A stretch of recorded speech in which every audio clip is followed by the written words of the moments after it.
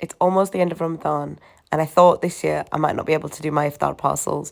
But yesterday I had some sort of energy, so I managed to create and send out 10 iftar parcels and also have a couple of my friends over for iftar. Let me show you what I made and how I did it all. So prep for my iftar boxes started early. I started last week because I made my brownies, my chocolate chunk brownies that is, and my banana muffins 3 to 4 days in advance. I allowed my brownies to stay in the fridge until I individually packaged them all. I also individually packaged and labelled all of the banana muffins because they contain nuts and I was wary of allergies and dietary requirements. And now we move on to the savoury items. So this was my favourite item in the box, and these are my tandoori chicken mini sliders. I love the idea of bite-sized mini snacks in the box because at iftar time you can't eat that much anyway.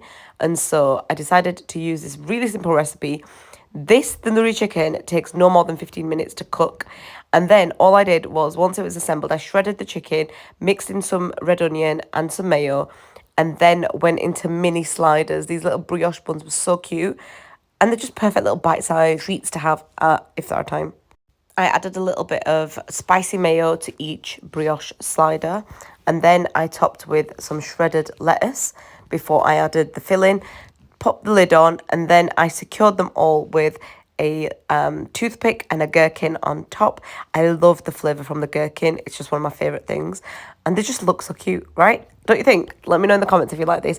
I will share a recipe for this very soon because I was really happy with the way that they turned out. And they were delicious. Now, I was emptying the fridge out to see what ingredients I needed to buy, and I found half a butternut squash in the back of the fridge, and I was like, oh, I need to use this up. So I decided to roast this in my favourite way. That is with feta. Feta cheese is so good. Honestly, it's like to die for. I'm going to share a proper recipe for this soon as well, but I didn't know what to do with just this butternut squash that was roasted. I decided to put it in a jar. And so I thought, why not just use it up in a way that won't go to waste? You might be thinking, butternut squash chard? No, but honestly, it worked. You couldn't really taste it, I'll be honest with you, because there's so many other flavours that overpower the flavour of a chard. But it just meant I could bulk out my chard a little bit more and it wasn't wasted. So for the chard, I obviously had to dice my cucumber, my red onions, add a little bit of chopped herbs like coriander and a little bit of mint. I love mint in my jar as well. Then go in with my chickpeas and add my tomatoes. As you do, I have got a recipe for my Channa Chaat on my page. You can find that on my YouTube, Instagram and TikTok. And then I added the roasted cooled butternut squash. Then went in all of the wet ingredients. So that's yogurt, green chutney and tamarind sauce.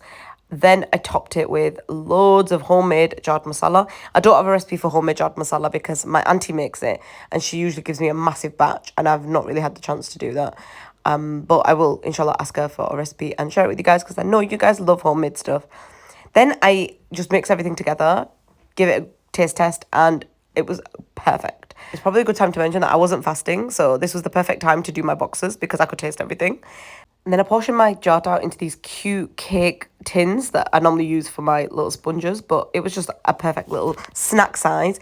Topped each of the individual jars with a bit of imli, a little bit of pomegranate seeds, and some crunchy saviour, and an extra sprinkling of chaat masala before popping the lids on, and then popping these in the fridge until later.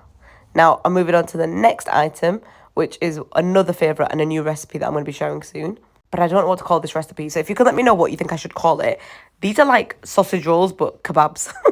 So I made my kebab mixture, which always starts with breadcrumbs because that's what I use to bind the kebab mixture together. Then I add all my greens, my chilies, my garlic, everything before adding the chicken mince and spices. This recipe can be found in my Ramadan recipe ebook.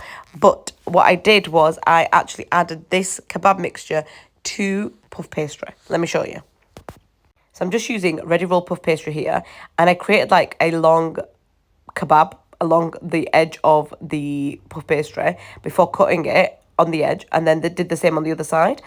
And then I cut them into 8 equal portions and refrigerated them until they were slightly the pastry was set.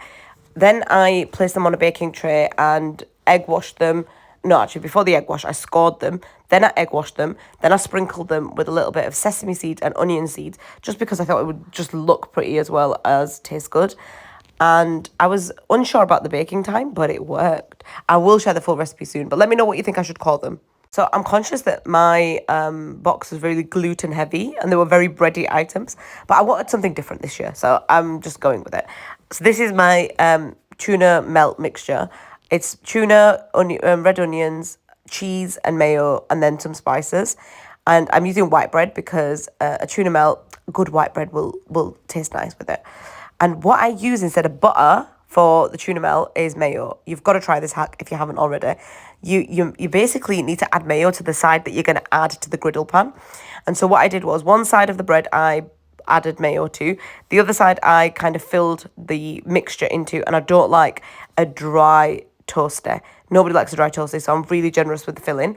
Then I added mozzarella cheese on top before adding the top, and then I put the mayo side down on the griddle, as you can see here. And I'm using a burger weight just to press the toasty down on the griddle pan. And then before I flip, I add mayo to the other side as well. And then I flip them over. And I did kind of like, one was a little bit too toasty, but that's because of the heat distribution on my griddle pan. I just had to shuffle things around. I learned from the first one, but it wasn't bad. It tasted good. Once cooked, I cut into quarters and I set aside because it was going to be easier to put in the boxes in small portions, and it just meant that people could, everyone could have a snack size piece of the toaster. And then I just repeated that until they were all done and ready. Now, preparing this in advance does mean that some of these items will go cold by the time I've done my deliveries and I've handed everything out. But people can just easily pop this in a pan and reheat it slightly, because that's what I did when I got back from my deliveries. And this tasted delicious, but it is something that you need to consume on the same day. Now, I know some of the households I was going to be delivering to have kids, and I thought I'll buy some chocolate buttons and some sweets and make little mini pick and mixes for all of the kids, and not forget the cat. So I put some cat treats in a bag for Bella, who is number 7's cat on my street. It's fair to say from the feedback that I received that everybody, especially the kids, loved the little pick and mix bags. Now, the next item on my menu is something I've never made before, and it's just an idea I had because, we're going with the bread theme. So what I did was I started by caramelizing some onions, and these are for my hot dogs.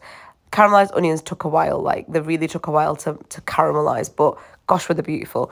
And I bought these premium sausages from a local desi store, and they were just delicious, the chicken ones.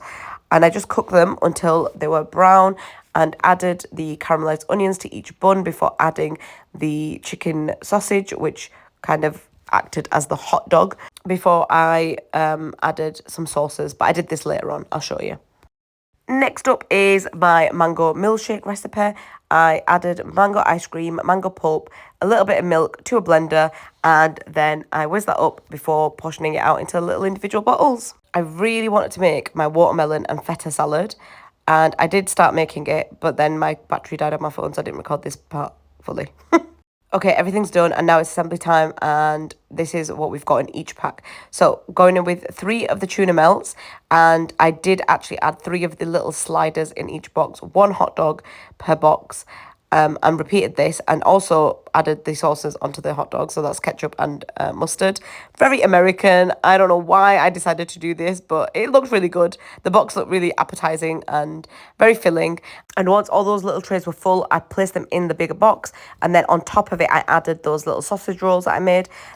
Then in went everything else. So the individual Channa Chaat portions, the watermelon and feta salad, the sweet bags for the kids, the banana muffins that were individually wrapped, the mango milkshake went in, and then also, just as a box filler, I got some walnut whips for nostalgic purposes for the adults. And that was my box done and ready, and it honestly looked so beautiful. I was really happy with it, but it also didn't feel like a lot of work. I just felt like I managed to do this over 2 days, and yeah, it was really, really worth it, alhamdulillah. My friend was helping me label everything because I needed to ensure that I gave the right box to each household because of the pick and mix bags for each kid in each household. I didn't want to miss anyone out. And then I found these printouts that I made 2 years ago with a hadith on them. And so I attached these to each box. Before delivering to all of the recipients, And I must say, from the feedback, they were well received.